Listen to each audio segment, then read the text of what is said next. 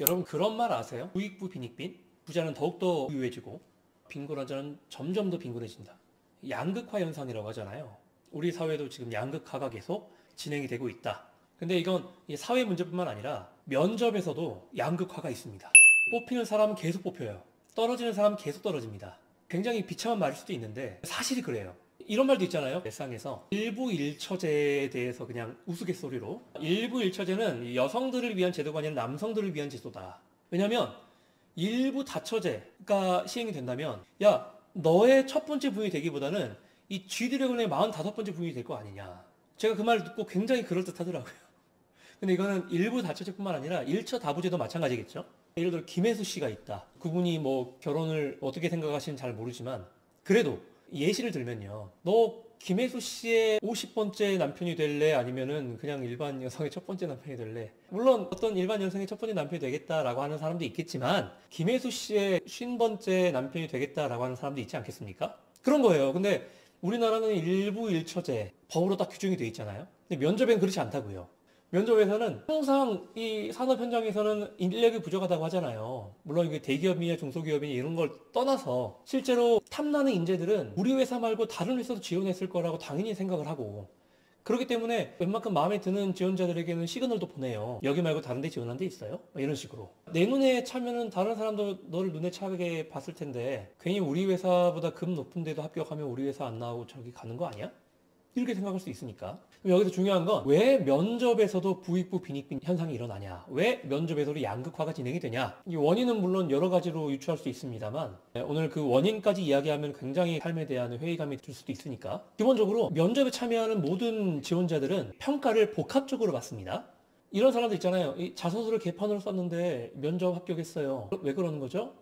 당연하죠. 그 면접에 오는 사람들의 자소서를 다 제대로 보는 것도 아니고 제대로 봤다 해도 그걸 믿지 않습니다. 그걸 신뢰하지 않아요. 면접 때 걸러내겠다는 거예요. 예를 들어 저는 대인관계가 원만하고 조직에 대한 현장 적응력이 뛰어납니다. 이렇게 주장을 했어. 근데 와서 보니까 그렇게 안 생긴 거예요. 또는 그런 이미지를 주지 못하거나 그러니까 그런 것들은 이 면접으로 걸러내는 거죠. 그럼 여기서 뭐가 중요하겠어요? 글을 잘 썼냐 못 썼냐 스펙이 뛰어나지 않느냐 그게 중요한 게 아니고 저 사람이 정말 그 스펙과 자기소개서나 또는 지원서에 걸맞는 만큼의 모습을 가지고 있느냐. 이게 중요한 거겠죠. 예를 들어 이런 거예요. 제가 이제 면접관 앞에서 자기소개를 한 지원자를 생각해 보세요. 이름을 그냥 어필할게요. 네, 안녕하십니까. 37번 지원자 최명석입니다. 저는 대인관계가 원만하고 현장 적응력이 뛰어나기 때문에 조직에 긍정적인 영향을 미칠 수 있다고 생각합니다. 이런 사람이 있고 표정도 안 좋고 다 안 좋고 안녕하십니까. 예, 저는 37번 지원자 최명석입니다. 저는 대인관계가 좋습니다. 현장에 빠르게 적응할 수 있습니다. 조직에 긍정적으로 영향을 미치겠습니다. 어때요? 1번과 2번 중에 못 뽑을 거예요.